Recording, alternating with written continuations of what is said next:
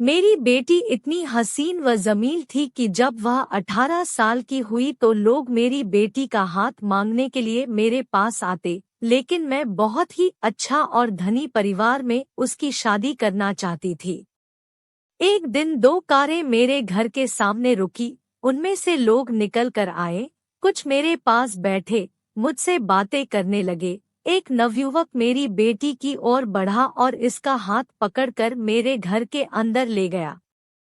मेरे घर में केवल मैं और मेरी बेटी 2 ही परिवार थे। मेरे पति फौजी थे जो ड्यूटी पर थे।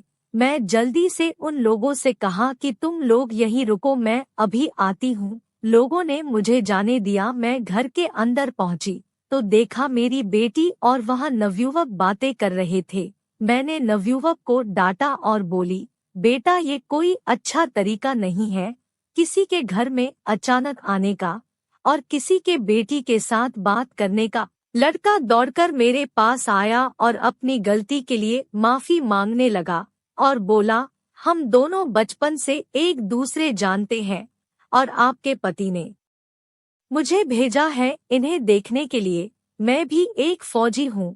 मैं इनके पिता के साथ 2 साल से रहता हूँ।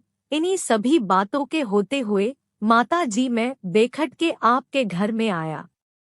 आप अपनी बेटी से पूछो, यह भी मुझे बचपन से पसंद करती थी। इसी ने ही कहा था तुम वह बनकर दिखाओ कि मेरे पिता शादी करने के लिए तैयार हो जाए, तो मैंने बनकर दिखा दिया।